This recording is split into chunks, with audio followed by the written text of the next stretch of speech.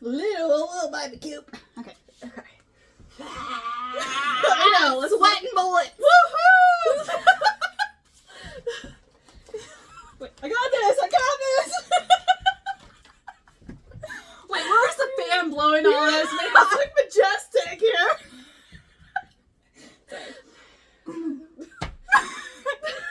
Okay.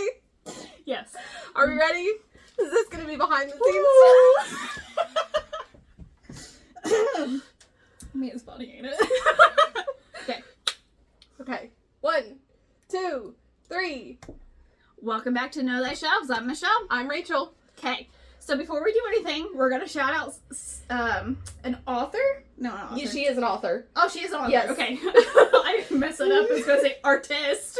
But author came out, so I guess I was right. Author, artist, all of the above. Okay, cool. So she did, she made us some little, like, thumbnails. Yes. Pictures for our profile. So you might have seen that we've changed, I think you changed it everywhere, correct? I changed the Facebook and I changed the Podbean logo. So we just wanted to shout her out, and she also has... Painted Cooper. We talked about the doggo. And so that's Cooper. Our unofficial mascot of Know Thy Shelves, Cooper. Yes. We gotta have a dog in there somewhere, you know? But yes, she's a really great artist. Sorry, we're so used to talking about authors. We really appreciate her work. I think it's really cool. So. Her name is Kat Dicker. I don't know if we said it or not. No, I'm sorry. But find her on all the socials. Yes. We'll tag her whenever we upload it, so definitely be on the lookout. Okay, now that we're all sweaty because it's hot as balls in here. It's like, just Indiana weather. It's just unpredictable. It was raining all day today, and then I was like, oh, you know what? Let me walk over to Rachel's house. Why do I hate myself? This is the question. But here I am. Okay. It doesn't help that I was getting hype in the house, too. Ooh, so. Yes, yeah, we were listening to Guess Who? It's always BTS right now. Yes. In some form. Which is totally fine. It's okay. I know you haven't read anything besides the podcast books. No. I have. I've been protected. No, I'm just kidding. I go through spurts of like, I need to read everything. And then I'm like, okay, podcast book is enough. So I just want to do like the highlight ones. So I picked up Dungeon Carl. Yes. DCC. Dungeon Crawler Carl. Graphic novel. So I picked up the first one of that, and it ends right when they get the bike. So that's where volume 1 ends. So it's about halfway through the novel. And then I finally read True Life. It's the third in the Lifelike series by Jay Kristoff.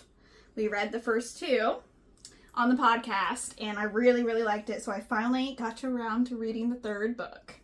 I'm still upset that I didn't catch that it was the Romanovs in the first book. You did a lot better than I did. I'm like, wait a minute, this is Anastasia. Yes, I did not pick up on that until you, Yeah. So obviously that was a 5-star. I'm embarrassed how long it took me to read it, because I really just didn't want to finish it, because I was like, what if it doesn't end how I want it to? You know what I mean? It ended fabulously. Yes. That's all I'm going to say. I haven't read it. Yes. So, read it. You're going to like it. Okay. So, I should schedule that in between BTS videos. Yes. Yeah, now that you know it's a good ending, it won't be as bad for you. So I took one for the team, okay? I took one for the team. We already knew we were going to read it eventually, but yes. Okay. Do you want to get into the podcast book? Yeah. Hey! So our book this week was The Starless Sea by Erin Morgenstern. Yes. This book. Yes. Can I start off by, have you read any of her other stuff, The Night? So I read The Night Circus. Okay. So I already knew going in that she was very descriptive in her settings. Whimsical. Yeah. Yeah. Okay. Pin that. because I have not, and I was kind of seeing internet people like thoughts around this book because So I want to bring that back up in a little bit. Let's get into kind of the book. If we even can describe it. I was just thinking, I was like, shoot. Like, I read this book. I finished it less than 2 hours ago. Okay, how about I go with my super short summary and we go over there. Yeah, we go from there because I don't know if I can do it justice. So it mainly follows Zachary, who is a college student at a emerging media graduate. It's like social media, I assume. So he ends up picking up a book at the library. Doesn't have a title, no author, and he realizes that some of the book has his story in it from when he was a kid, and he's like, what the heck? And that leads him down a rabbit hole into the Starless Sea, into the Starless Sea. To this underground labyrinth of a sea? Yeah, sea very loosely. Sea made of honey. Yeah, that one kind of confuses me a little bit because I just don't understand the logistics. But it's okay. It's a very thick sea. Yeah, I'm not sure. I don't know. Anyways, so we just follow Zachary as he picks up there's 6 different books per se. Not all of them are actual books. So I would say they're more just short story collections. So as he's navigating whatever the heck everything is, because obviously he doesn't know. Yeah. And as readers, we're like, we don't know. We're just here for the ride here.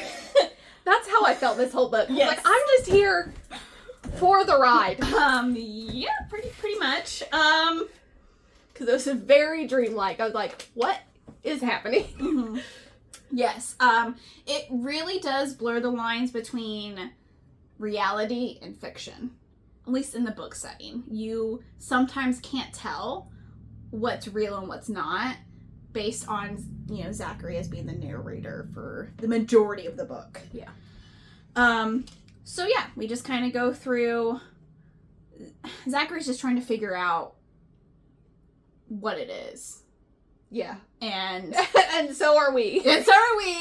And then you have like the keeper, which is like kind of the keeper of the books, and then you have a story weaver, and you have bees and keys. And swords. And swords. Bees, keys, swords, hearts. And secret societies. I feel like I didn't And a do whole very lot good of job. cats. Yes, cats galore. Because, cats. Duh. Yeah, that doesn't do a very good job of describing that. I apologize. This book is hard to describe. Yes. Because the first 3, segments are all different things. So, you pick up with, this pirate, and you're like, okay, yeah, this is gonna be a pirate book. Yes. Okay, I got this. We're going pirates. And then it switches. Yes. Yeah. And so it's broken down into 6 books. Each book, I would say, has 3 to 4 short stories. And the author does this, weird trying to, nesting into it, which I felt like I got, but I don't think it was executed very well. So, here's the problem. So, with this book, I feel like you need to read this over a longer period of time, and then you need to take extensive notes, because people pop up and you're like, wait a minute, who is this person again? And then they might have a different name. You don't know. Yeah. Yeah. So you're like, okay, well, I gotta figure out this person who was at the very beginning of the book but just came back at page 400. Yeah, yeah. So it has a really nice reread factor to it. It's one that you could pick up, I would almost say, multiple times and be like, that's not something I picked up in the first couple read-throughs, and I think it'd be better because it's almost kind of like choose your own, but we didn't choose anything. It was just we got here. It was here's a story about the pirate. Here's the story about the 2 lovers. Here's the story about a child. It's And the bunny. And the bunny. And the bunny. Like, what? And the moon falling in love with the innkeeper. Yes. Yep. I forgot about I did forget about that one. That one was actually pretty good. Yeah. I like that one. Sorry, segue. We love romance. Yes. So yeah. And it was very okay. This book was also very loose with time. Yes. Like, you don't know how long they're down there. They don't know how long they're down there. Mm-hmm. Different levels have different time structures. Yes. So it's very... It almost like an acid dream. Yeah. Yeah. This book reminded me a lot of the Clive Barker book. Not Weave World. No, that is Aberrat. Thank you. I was like, Weave World is a Clive Barker book. Yes. No. It reminded me a lot of Aberrat just because the weirdness of everything. Mm-hmm. But I can definitely tell that she took a lot of different inspirations from a lot of different books, which I'm kind of mad about because yes, like I know some of the books. Like, have I read Alice in Wonderland? No. I know the story. Oh, well, let me think. Let me bring that back because Frank is going to bite me in the ass here. I know the Disney. So listen, Disney Alice in Wonderland has a lot less to do with chess. Okay. Actual Alice in Wonderland has a lot more to do with chess. Okay, so that's the difference. And a lot more nonsense. Okay, got it. See? Kind of close, but, you know. But that's kind of, I felt like I was kind of missing that aspect of her being able to take inspiration from these different, like, other books, since I've not read them. So I felt like I was kind of missing out on that piece. Yeah.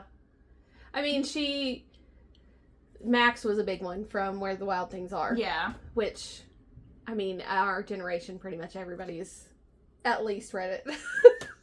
Or heard of it. Yes, heard of it, yes. What other one did she mention? I mean, Alice in Wonderland was mentioned a lot. She mentioned Zelda game and Fitzgerald. Oh, yeah. Yeah. Wait. Which, yeah. Yeah, we're not getting I just felt like I was just missing a level with that, sorry. This book, this book is so jumbled, it's really hard to do. It's not a linear story. Definitely not, no. And I didn't know that going in, because, like, for the Night Circus, we had multiple POVs, so, like, switched back and forth. Okay, But yeah. you got pretty much, like, linear-ish story. And the Night Circus, and this one too, the descriptions of, like, the settings, like, she drops you in there. Yes. Like, you feel like you're actually there. Yeah. Even if you don't understand what's going on, which is how I felt in this book. Yes. Yeah. 100%. I felt that a lot. I felt like it was more disjointed narration, but I understand that she was trying to do, like, the nesting, and especially, I'm just gonna say it right now, I really hate when authors use time jumps or time wrinkles, kind of, to move their story along. Well, this one, she played with time, and it was intentional. Yeah. Because she also mentioned the Tesseract, which is a wrinkle in time. Right. Yeah. I personally just think it's... this is all going to preference here. I just feel like it's very... Oh, here's a plot hole. I'm just going to cover that up. That's kind of how I feel when you use time and, like, going in and out of time as a plot, because it just feels like lazy writing. I also feel like her writing for this, she was going for more, like, dream-like. Yes. Like, you were in a dream, so if there's big time jumps, it's basically like you're in a dream. So, like, how did he get here from here? Well, you're dreaming, so it doesn't matter. Right. Yeah. No, I get the concept. I just don't personally like it. Just one of my pet peeves, I guess. And there's a couple other books that I really like that do that, and I really hate it. I hate when books, like, especially in series where they'll go, you're following a character for so long, and it's, like, very linear, and then the next book, it's like a 10-year age jump. Oh, like, yeah. No. Yeah. It's like, I need more, dang it. Yeah, no, I totally get it. Let's see here. I have a lot of things to talk about. Is it all about bees? Did you got a whole list of bee facts? That would have been cool, but no, I did not. How did you feel about the kitchen being the bees? And all he was eating was honey. It was kind of cool. I thought that was pretty neat. I thought that was pretty unique. So it's kind of... So the Starless Sea, I guess you, like, brings people in? I'm not really sure, like, how it chooses who gets in and who doesn't. Yeah, but basically you have to, like, wander in through a door. And then some people kind of stay, leave, come back. And then now it's more of a dead. Like, there's dead not... world, yeah. Yeah, dead world. And so, like, Zachary, who the main character is, was actually, had, like, that missed opportunity. He was, like, 11 and the door appeared and he was like, no. Because, what is her name? It starts with an M. He calls her Max. Painted that door. Yeah, Mirabelle. There it is. Yeah. But he didn't know that at the time. No. So basically it's kind of, I feel like that's significant. Like, that was, like, a missed opportunity. Like, with fate and free will, kind of. Because he chose not to go in, even though Mirabelle tried to, like, here's the door, I can't, you know.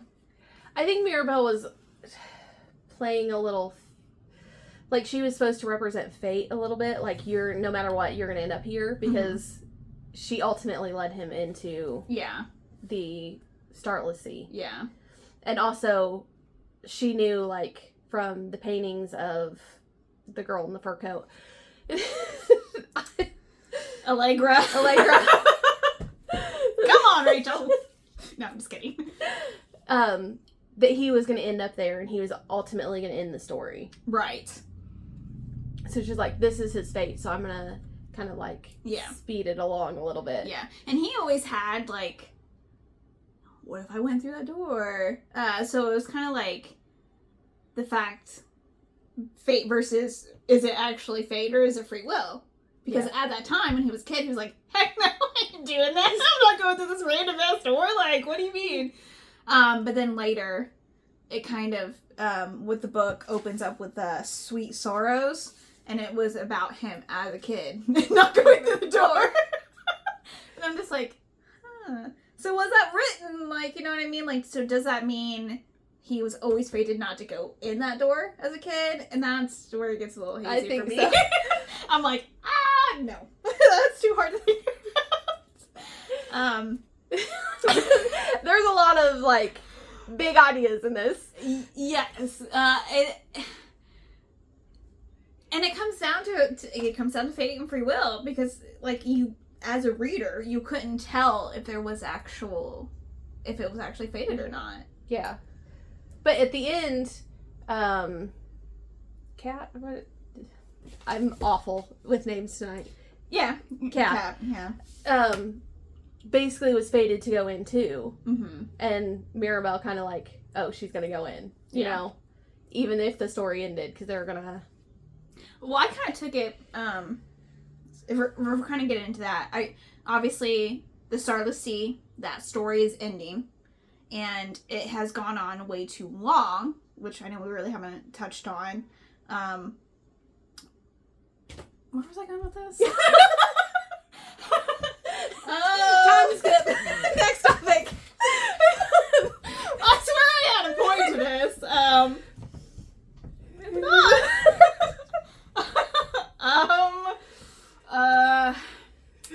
Okay. So I took it as the Starless Sea was ending. I got it back here. With the Keeper leaving and Maribel leaving. And then obviously we still have some people in the Starless Sea. we'll get there, I promise. I kind of took it as Maribel and the Keeper left. They're gone. Yes. And Katrina is the new Maribel, the new story weaver. That's kind of how I took it, or the Keeper, depending on how you want to look at it. Well, each of their, like, the Guardians had the sword on their chest, so The Acolytes, the Guardians and the Keeper. So, and the Keeper had, was it the bee? Or did they have the, no, the Acolytes had the bee. Yeah. Keeper had the keys. Yeah. So the new Keeper is technically Zachary. Because he got a key on his chest. So he's the Keeper, and Maribel is now the Guardian? Maybe? No, because the Guardian was the other guy that was with him. Because Dorian. But he also... Like, oh, no, because he got the sword. The sword. Yeah. So, the only person that we don't have is an Acolyte at this point. But, are you considering the bunny person? Did she have a name? Oh, it was Eleanor. No, because Eleanor is in the boat. I'm talking about the bunny. Her name's starts with an R. I don't know if I wrote that down. Oh, she was an Acolyte, but she left. So yeah. I'm telling you. Yeah. I don't know. I took it as kind of like everyone's leaving because that Starless Sea is done. And then the new Starless Sea is opening. Yes. Okay. I got that. I got that down. Woo! See, this is why you know, like, long periods of time, like rereading each chapter is like, okay, this is what's important. Yes. Yeah. This one probably did take a little bit more. Like, we probably should have maybe done some more research. Maybe not pick this one for this, but that's okay. But it's okay. We're gonna talk about it. It's all right. Okay. I read it in like 2 days. That was a mistake. You know. So we kind of mentioned, or I kind of mentioned a little bit earlier, that the Starless Sea was kind of dying. And that's because that current story hasn't technically ended until Zachary ends it at the end of the book. But basically, I don't know. Time is irrelevant because you don't know. But basically, the story has gone derailed and is now, like, doesn't make sense and kind of ended on the other stories inside the short stories. And so it's just really disjointed because the story needed to end. And there were some people that were preventing that from happening. So who was that? Allegra. So she is the Collectors Club's head person. Yes, owner, whatever. But she was an acolyte because she gave up one of her eyes. Mm-hmm. Yep. So she used to be the acolyte. What did you think about her ultimate reason for making sure the book doesn't end? Or the story? See, I honestly don't remember what her actual reason was. I thought you might say that. Because even I had to kind of go back and I'm like, I felt like she thought it was for a good cause. So basically, Allegra has this like unexpected path to villainous, basically. Mm-hmm. Because she came to really love the Starless Sea and she lived in it as a child.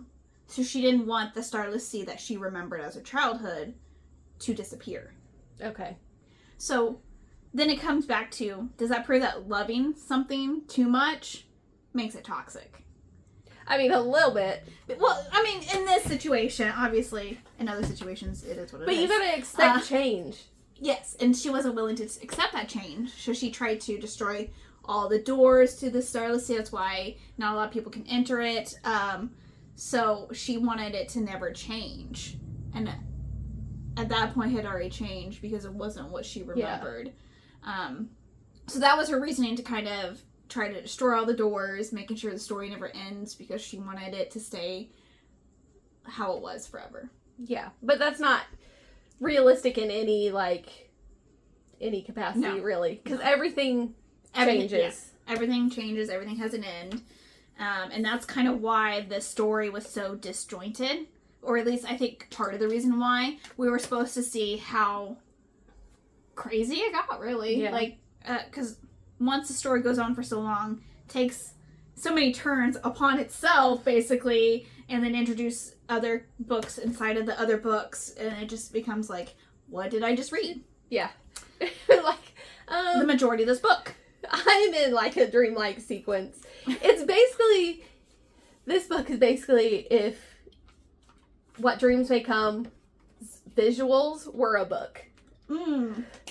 Do you remember that movie? Yeah. That movie Yeah. makes me ugly cry every single time. Okay, fair enough. Yes. Because he has to go into hell to save his wife that killed herself because all her kids died. Like, I can't. Yes. Derailed us again. I did. Yeah, you did. No, I'm just kidding. I mean, I really just don't have a lot more for this story, just because it was so hard to grasp.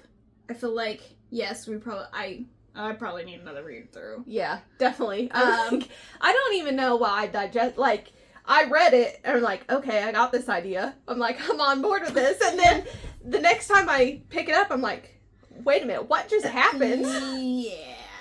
Yes. And that's I was trying to take, like, notes of the books itself, because I was like, okay, well, that's going to be important. Mm-hmm. It was, but it wasn't. Like, because obviously Sweet Sorrows was a book about other books. Yes. About the no, it wasn't about the pirate. It was, The pirate is in it, and then Zachary's in it, Yes. and then there was... It was another one. I know they explained, like, the acolytes, the guardians, and the keepers. Yeah. Yeah, it was just... But they also didn't explain the hearts and the other symbols that were on those dice. Oh, yeah, they didn't, did they? No. Yeah. Because there were 6 of them. Mm-hmm. And I know the hearts because he rolled all hearts. Yeah. So he was the heart of the story. Yeah. No, I don't know. That just came out my ass. I mean, he kind of is the heart of the story. Ooh, yeah. Ooh, I didn't think about that. The actual heart. Yeah. Like, Yeah. Ooh. Like I said, you can read it again and probably pick up some more things on it. yes. Definitely. 1,000%. Just because of the disjointed, like, nestling kind of. And I've not actually read a book quite this disjointed. Yeah. Well, I was trying to put it nicely. Well, I told you going in, because I had read The Night Circus, that it was going to be more about vibes and less about plot. And it was. Yes, it was. I don't know if I'm a fan. Or maybe I'm just not a fan of. I didn't understand. Yeah. That's why you gotta read it again. Like, second time. Yes. So, bringing back to the Night Circus, which one did you like better? The Night Circus. Because, listen.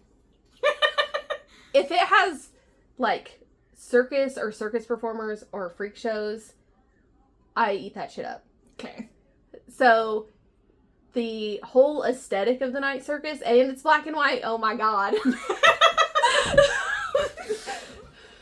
Okay. But the Night Circus. Okay. So, the general consensus is online is, if you're gonna like a book by her, it's gonna be one or the other. It's not gonna be both. And I'm like, okay, makes me want to read The Night Circus just to see which one I like more. So the Night Circus is about the same as far as, like, plot versus vibes. You're gonna get a whole lot of vibes, Okay. but not a whole lot of plot. I need plot, Rachel. But you get sucked into that circuit, like you are in that circus. Okay. You talked me into it. I almost really was kind of upset about the Night King. No, the Owl King. The Owl King. Why was he there? I don't know, because he kept getting brought up, and I have no idea what his purpose was. Why are there owls in a sea of honey? Like, what are you capturing? I need to know that. But I just kind of took it as, like, they're just like, here's that. It's a plot device. Moving on. It's like, I feel like he could have been really cool. But he's only mentioned once and he's dead. He's mentioned way more than once. Yes. But it's always like, who's the Owl King? Where's the Owl King? I don't even know what the Owl King is. Yes. Well, he died. That's all that matters. But it also can be somebody else, because the Owl King changes every so often. Well, so does Maribel. So, there's just... With her pink hair. Yes. Yeah. Yeah. It was just more, yeah. We're here for the vibes, not the Yes, this is a very, like, I didn't understand what the heck you meant when you're like, it's gonna be very vibe heavy, and I'm like, I don't understand. Aren't all books vibe heavy? I was mistaken. Yes and no. I was surely mistaken. Thank you for seeing me the ways of my hair. Okay. But, I didn't want to show in the book, but I really had a hard time with the non-linear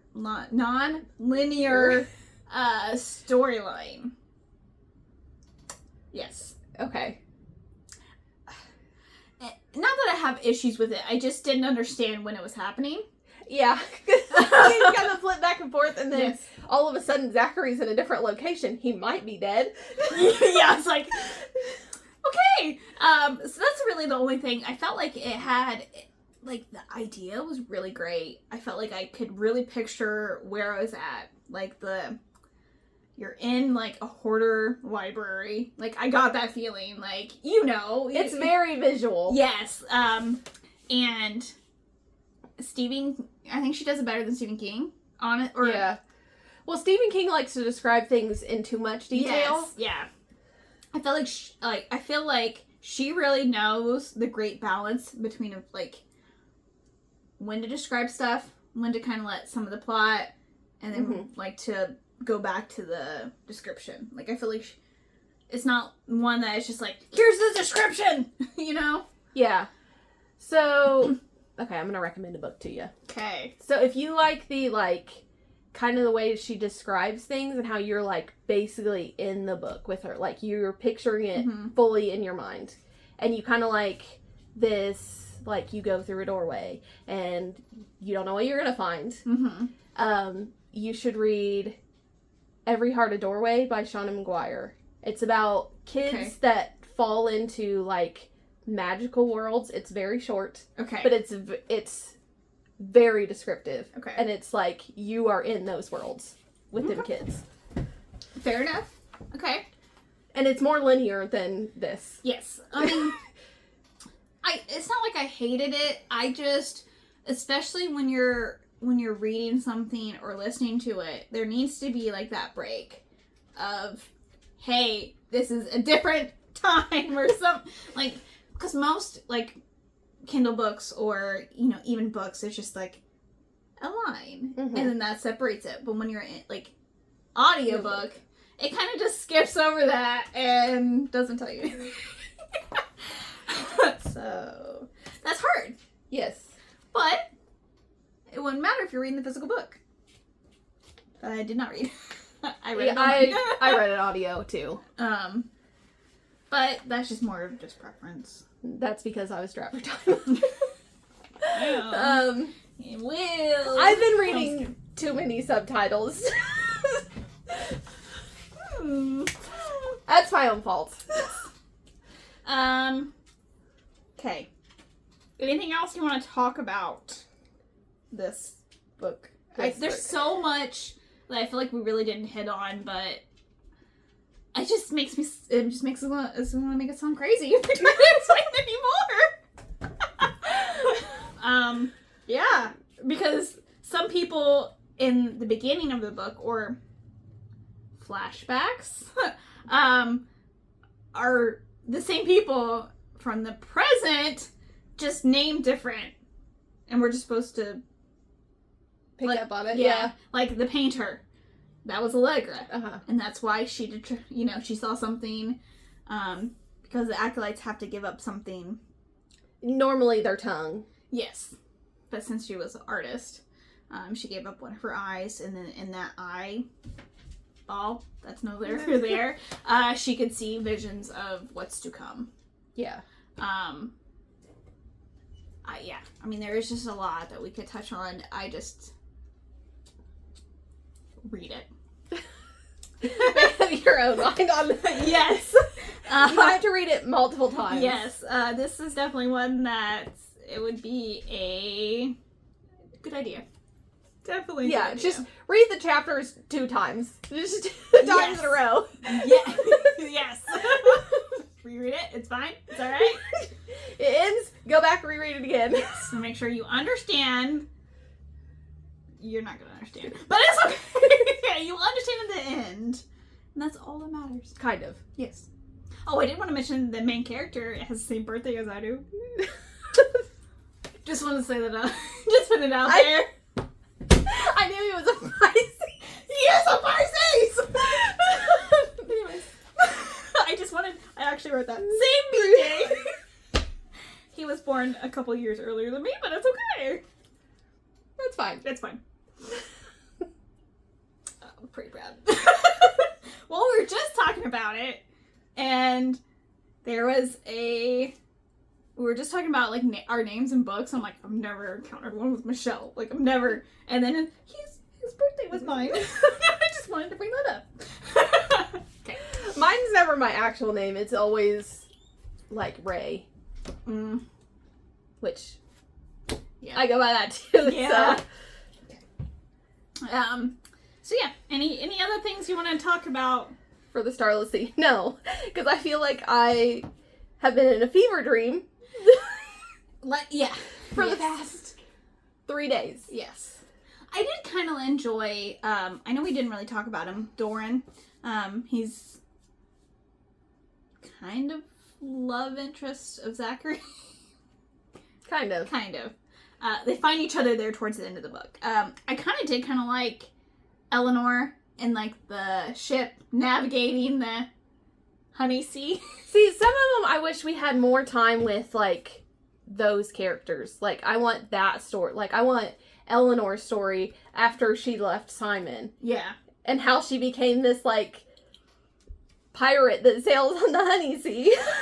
And makes a map out of honey? I don't know. It's like honey-esque. I don't know. It's stuff. It's honey. Which, like, that was really cool. Like, having her describe all of that. Because she was, like, trying to navigate the sea and, like, make this map. And it, like, folded out. And that was so cool.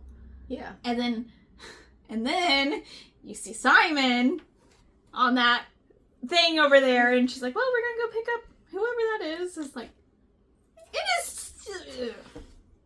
They loved each other. It's the 3rd book inside of this book. Yeah. The Ballad of Simon and Eleanor. And they lost each other because of time. That killed my heart a little bit. I didn't understand. I thought it was just like in the beginning. I just thought like, oh, she's going somewhere. You know, I thought it was just more of the door, like they're going in and out as they please. I didn't realize it was time until like, well, you were gone for like 6 months, and I'm like, oh, okay, got it. We're on this weird time schedule. Yes, like, okay. But then they weren't supposed to fall in love? Like, No. Because they made a child that is a child out of time. Yeah. Because he's from the past, and she was from the future kind Present? of. Present? I don't know. Has a time present? I don't, yeah. Time is a construct, you know. You don't need to know it. We don't need the timeline in this book. We're not explaining What it. It doesn't timeline? make sense. Yeah, what timeline? Yeah, no. Okay, you want to go into your rating of this book? I don't even know how it's rated. Okay. So, okay, let me think.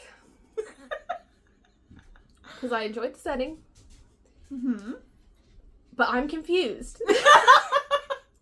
Yeah. So 2? That's what I came up with as well. I was like, okay, well, I like the vibe.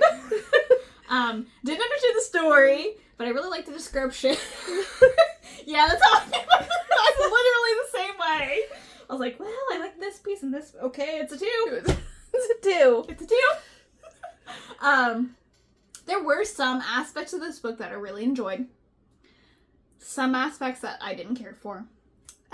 But overall, it was an enjoyable read, even though I didn't really understand it. Does this make sense? Yeah. Okay. Like, I'm being confused half the time. And I know half the time I was like working which didn't help. Yeah, definitely not. I was like, okay, I'm gonna leave you alone now so you can. It's like, I gotta finish it. Like, this morning I had like 8 hours, and I was like, okay, we gotta speed this up, and we gotta. Woo, that hurt my heart. Like, woo. Yeah. Yeah. I kind of put myself in a pickle. Yeah, sounds like you did. Okay. Need to not do that. I have no room to talk. I finished this yesterday. I started and finished it. Which probably didn't help. Yeah. This is like a book that you sit with for like a month. Yeah. I really wish that I would have known that going in. Or at least started it last week. Yeah, and we had a holiday. That didn't help. Yeah. But you know what? Finished it. We did it. We did it. We accomplished it. Not sure. Yeah. Well, we already did the rating, so you know, that's it.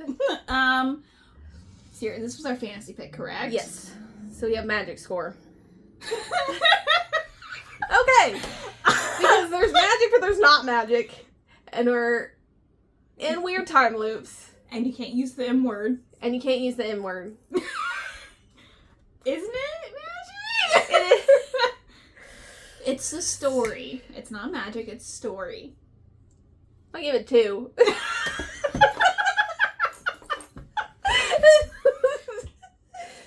I was gonna give it a 2.5, just meet in the middle, because like there are some things that can only be explained by magic. I don't even care what the story weaver says. That can only take place in magic. I don't. They opened up a door into The sea of honey. Like that is my first like very interesting concept, by the way. I don't understand the logistics of it, but I like the concept. It's more like a very big lake of honey. I still wouldn't. But with different levels. I still wouldn't do it.